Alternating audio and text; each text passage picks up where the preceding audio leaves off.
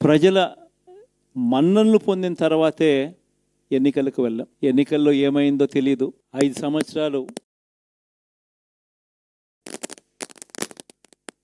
కళ్ళు మూసుకుంటే చాలా అయిపోయింది. 5 సంవత్సరాలు. మళ్ళీ 2024 నుంచి 2029 కూడా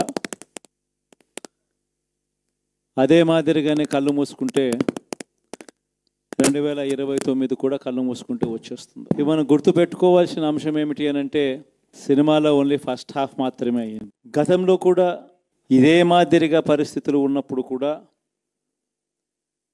మనం ఏ మాదిరిగా పైకి లేచాము అన్నది కూడా మీ అందరికీ తెలిసిన విషయాలే. నేను ఒక్కటే మీ అందరికీ చెప్తా ఉన్నా, ప్రజల్లో ఈరోజు మనం చేసిన మంచి ఉంది.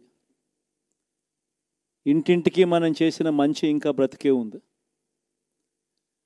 ప్రజల్లో ఈరోజు మనం చేసిన పాలన మీద విశ్వసనీయత అనే పదానికి అర్థం ఈ రోజుకి కూడా ప్రజల్లో ఉంది. గడప గడపకు మనం చేసిన మంచి ఇంకా ప్రజల్లో బతికే ఉంది. మరి ఇవన్నీ ఉన్నప్పుడు మళ్ళీ మనం లేయడం కూడా తథ్యం. కాకపోతే కొంచెం టైం పడుతుంది. ఆ టైం ఇవ్వాలి. ఆ టైం ఇచ్చినప్పుడు, అది జరిగినప్పుడు, పాపాలు పండినప్పుడు ఖచ్చితంగా మళ్ళీ మనం పైకి లేస్తాం.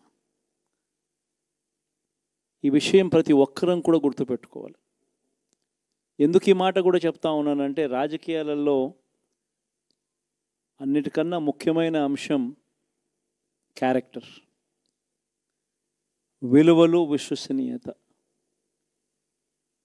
ఈ పదాలకు అర్థం తెలిసి ఉండడం రాజకీయాలలో చాలా అవసరం. రాజకీయం అంటే ఎల్లవేళలా అధికారమే కాదు. అధికారంలో లేనప్పుడు కష్టాలు ఖచ్చితంగా వస్తాయి. కానీ ఖచ్చితంగా కష్టాలు వచ్చినప్పుడు మనం ఖచ్చితంగా ఏ రకంగా రియాక్ట్ అవుతామన్నది మన చేతుల్లో ఉంది.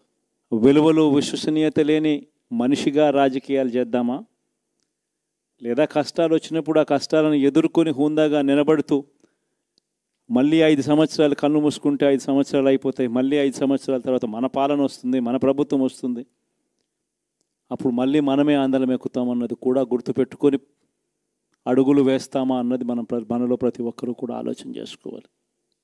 ఇదే మన ప్రభుత్వం అధికారంలో ఉన్నప్పుడు కులం చూడలేదు, మతం చూడలేదు, ప్రాంతం చూడలేదు, రాజకీయాలు చూడలేదు. చివరికి ఏ పార్టీకి ఎవరు ఓటు వేశారు అన్నది కూడా చూడకుండా ప్రతి పథకము కూడా డోర్ డెలివరీ చేయించాం. మనం అర్హత మాత్రమే ప్రామాణికంగా తీసుకొని ప్రతి పథకము, ప్రతి మంచి కూడా ప్రతి ఇంటికి డోర్ డెలివరీ చేయించాం.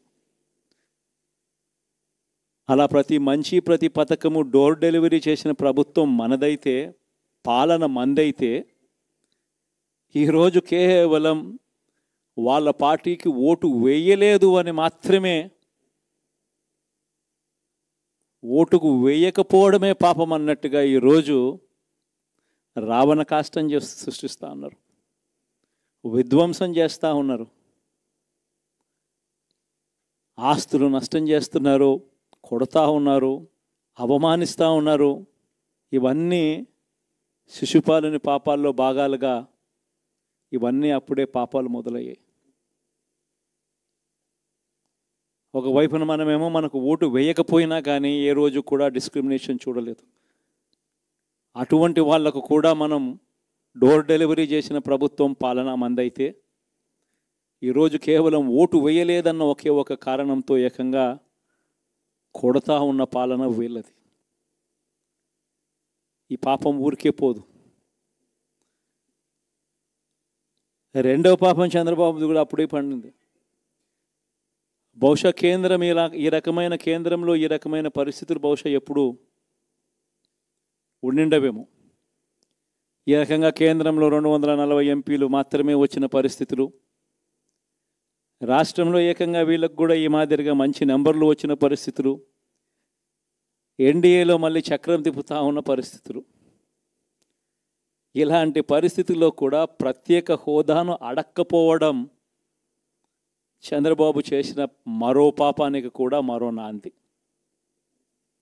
ఇలాంటి పరిస్థితుల్లో కూడా ప్రత్యేక హోదా మనం అడిగి తెచ్చుకోలేకపోతే రాష్ట్రంలో ఏ ఒక్క యువకుడు కూడా క్షమించడు చంద్రబాబు నాయుడు. మనం కొంచెం ఈ పాపాలు పండేదాకా మనం గట్టిగా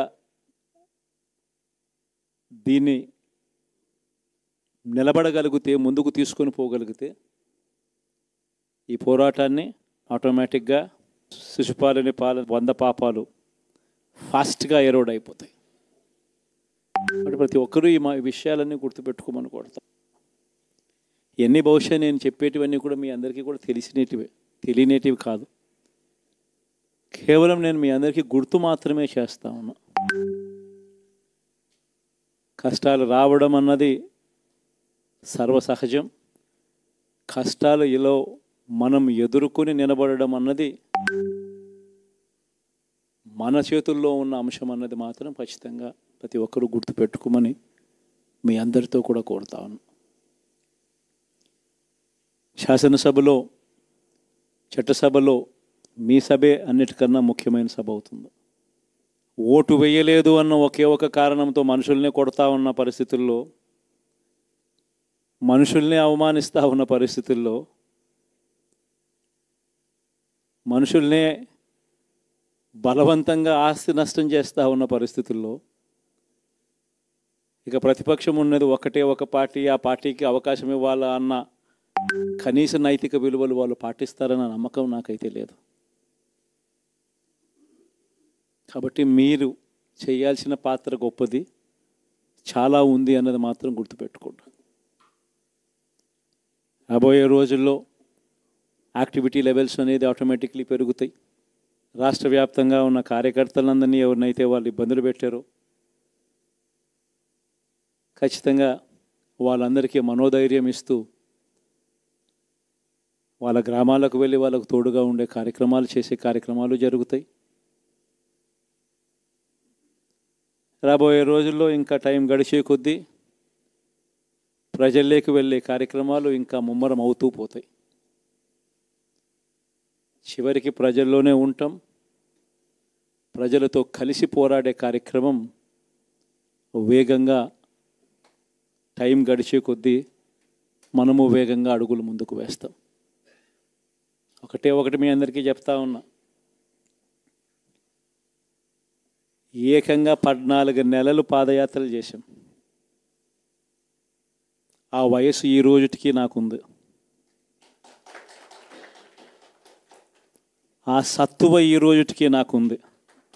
కాబట్టి మీరు మాత్రం ప్రతి ఒక్కరూ గుర్తుపెట్టుకోండి, ఆ టైం వచ్చేదాకా మీ పాత్ర చాలా కీలకం.